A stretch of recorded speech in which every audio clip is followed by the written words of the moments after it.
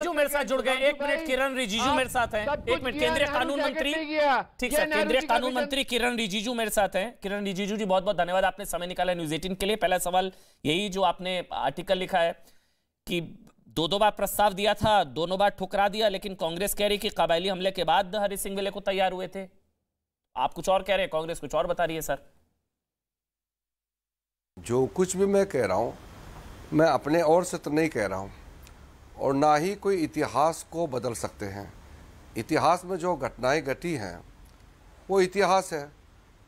जो सच्चाई है, जो फैक्ट है, उसको देश के सामने में रखा। आज के दिन बहुत अहम दिन इसलिए है, और आज ही के दिन भारतीय सेना श्रीनगर पे एंट्री किया और पाकिस्तानी जो फोर्सेस थे उनको भगाया।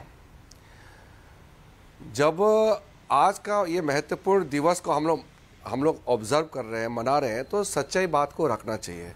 इसलिए मैं ये कह रहा हूँ कि जब देश के सामने ये बताया जाता है कि कश्मीर के जो महाराजा ने समय पे ज्वाइन नहीं किया, वो जो पाकिस्तान ने अटैक किया तभी वो डर के मारे इंडिया में ज्वाइन किया, इस तरह का जो नैरेटिव्स क्रिएट किया गया था वो गलत है। इसलिए सच्चाई ये है कि भारत का आज़ादी प्राप्त करने से पहले, यानी कि 15 अगस्त 1947 से पहले ही महाराजा हरि सिंह भारत के साथ विलय करने का प्रस्ताव लेकर के आ चुके थे, जिसको नेहरू जी ने नहीं माना।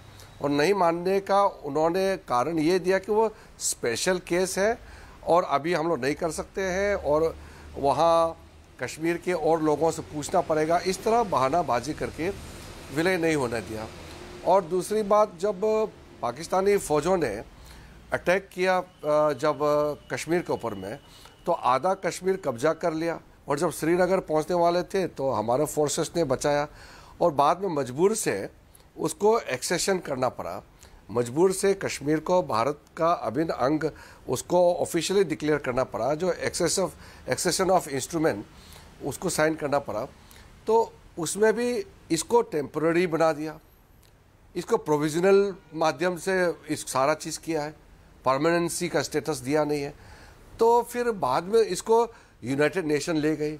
अपना घर का मामला है, अपना देश का अभिन्न हिस्सा को बिना मतलब से यूनाइटेड नेशन ले गए और उसको संयुक्त राष्ट्र के सामने में एक अंतर्राष्ट्रीय विवादित मुद्दा बना दिया बिना मतलब से। तो मतलब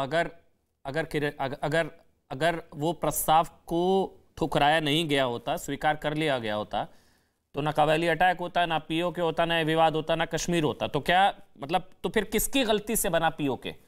आपके हिसाब से किसकी गलती से बना है पीओके? फिर किसकी गलती?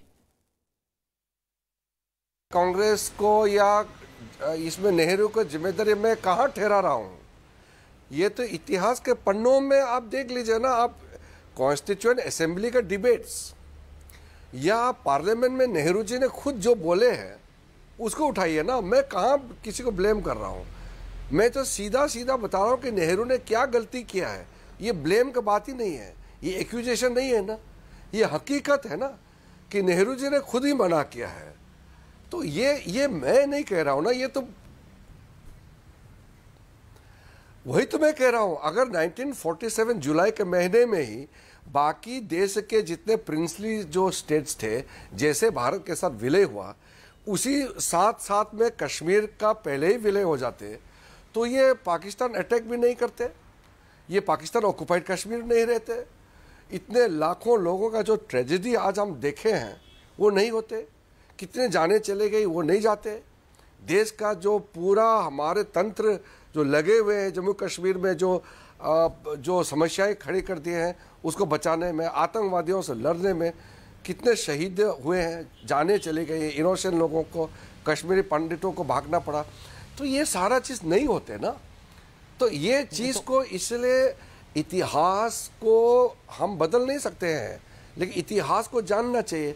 यही तो मैंने कोट किया भी है कि अंबेडकर साहब ने भी यही कहा, बाबा साहेब अंबेडकर ने कहा कि जो इतिहास को भूल जाते हैं वो इतिहास नहीं बना सकते हैं। इसलिए इतिहास को हम भूल नहीं सकते। तो सर क्यों बनाया? इतिहास में जो भूल किया है उसको सुधारना चाहिए।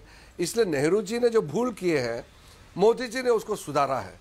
तो ये हकीकत है। ये किरण रिजिजू, मैं लॉ मिनिस्टर हिसाब से नहीं बोल रहा हूँ, एक आम जनता, एक आम भारतीय नागरिक, सबको ये जानने का अधिकार है। यही मैंने देश तो सर मैं इसलिए आपसे जानना चाह रहा हूं कि कश्मीर को स्पेशल केस नेहरू ने बनाया, क्यों बनाया?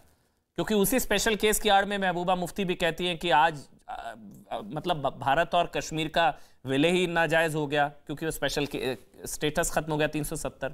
तो स्पेशल केस क्यों बनाया?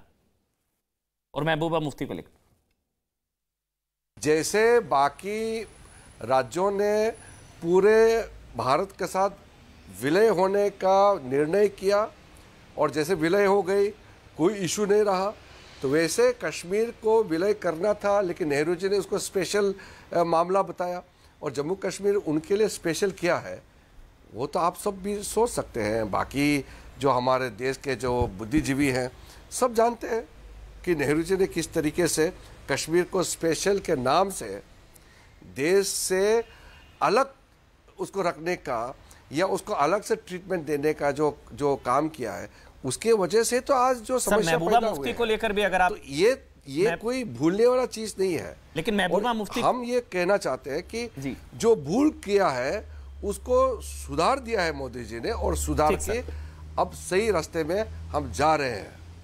बहुत बहुत धन्यवाद आपका किरण रिजिजू, केंद्रीय कानून मंत्री, आपने समय निकाला, बहुत बहुत धन्यवाद। 100 बात के एक बार।